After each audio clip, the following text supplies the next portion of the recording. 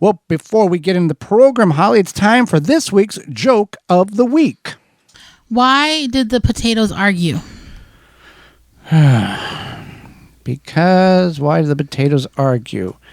Something about turnip or pickle or coal? Because they couldn't see eye to eye.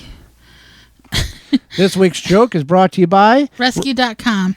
American-made rescue products keep your family, home, and yard protected from pest insects like wasps, hornets, yellow jackets, flies, ants, and more.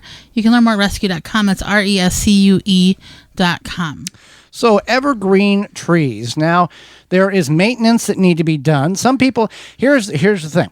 Some people want to address problems and be proactive instead of reactive. Some people see a problem and react to that issue, and other people have the mindset of, well, let nature take care of itself. If it gets sick and it deceases itself, then, well, we'll just replant or cut down and move it around and replant something else there. Evergreen trees are named evergreen because they are green year-round, and there are several different species of evergreen trees, and these trees have pest and fungal problems, and we're going to cover some of those here in this segment. Right. So, so you want to identify the evergreen tree pests, so you can sometimes tell if your evergreen tree is having major issues, and it could be because of pests, because of things like brownie needles. Something doesn't look right. Yeah, something doesn't look right. Maybe like a portion of the tree is just dying. You can also look for pests. Sometimes you might just see something. So a lot of these pests are common, are scale. So I guess it is a pest. Yeah. Right. Hemlock, woody adelgid, bagworms, and spider mites are a few evergreen tree pests. And you can do annual pest prevention. Say that 3 times fast. Foliar treatment, soil fertilization can help pest infestations. Or, if you have to, you could always call a professional. Yeah, a certified arborist. You can also get a hold of your local university extension, and they will direct you in the direction in which is best for you, because anybody can say they're a tree expert, and Holly are not. We're not tree experts. We'll let you know right away. We're not tree experts, but we know enough to help you out, to get you where you need to be. Also, identifying the specific type of evergreen tree makes a difference as well in identifying and treating the particular problem that tree has. And there's different ways of identifying based on the needles and how the needles are split. It's like, the needles tell a lot, just like an oak tree and a maple leaf and an oak leaf and all that and the bark as well. So there you go. The needles tell a lot. It's very true.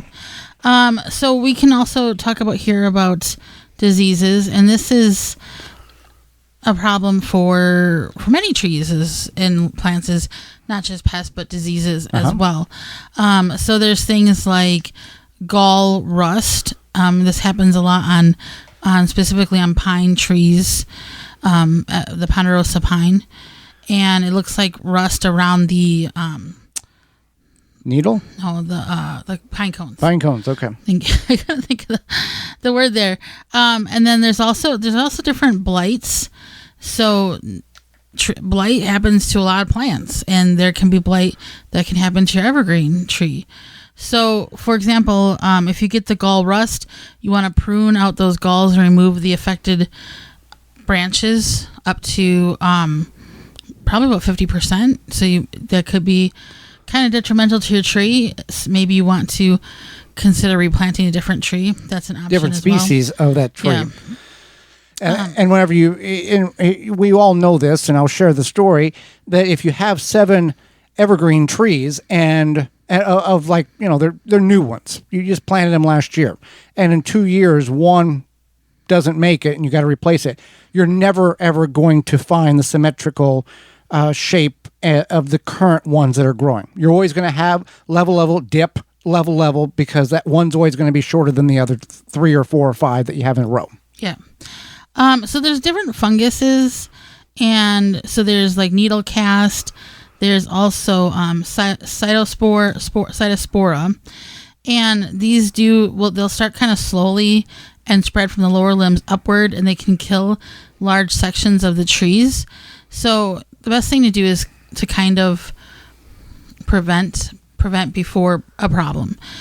So you can do like foliar applications, you can do deep root fertilization treatments, or another thing is just like us humans consistently watering, or any plant basically. Hydration is, helps keep the plant or tree or whatever strong, because it helps a healthy tree. A healthy fight off the problems. Right. A healthy, hydrated tree is better to fight off diseases than a drought-stricken piece of plant, tree, shrub, or bush, or a vegetable. It's hard for a tomato plant to do very well if it's 8 weeks without water. A tree, yes, it has better root establishment in order to uptake moisture. But again, these roots are not 30 or 40 feet in the ground. They're just a couple of feet. And if you haven't had moisture for a long time, there's nothing there. They're running on pure storage and survival mode. And some trees will actually drop small limbs and or foliage in order to better survive a prolonged drought situation. Right, exactly. And now we're not, you might think, okay, well, I have all this property, I have all these trees way out back. Why do I care? And you might not care. You might want just nature to do its job, whatever. If you have 7 or 8 in the front yard, and this is like you have a nice tree line. Right. You have, they've been there for a long time. This is what we're talking about. Another thing is that understanding that there are different evergreen tree fertilizers, and they can all do different things. So there's like deep root fertilization. There's large scale. That can help your tree even in the most imperfect conditions. And I think, if you do have this picturesque tree line or grouping of trees or whatever, this is something you want to pay attention to, because again, it's the preventative part. Well, also a way of preventing some of these, if you're wanting to be proactive instead of reactive, if you are looking at an area on your property and you're going to go, hey, next year I want a perimeter. I want a barrier of pine trees or evergreen trees, which is not a bad thing to have, to separate your property. And it looks a little more appealing than a white fence or a big wooden fence. It does take time. What you can do in that proactive instead of reactive mindset is call the local university extension. They're going to have the knowledge and say, hey, here's what I'm wanting to do. I'm wanting to plant X amount of number of evergreen trees in my yard for a barrier for blah, blah, blah. What is the current or the last 10 years of problems that evergreens and what specific variety of evergreens have experienced these type of diseases and pests? And what would you recommend to be the one that you would say is for the long term, or what your university is finding is going to be the most resistant or best suited for a less maintenance long-term growth that I can put in the front yard?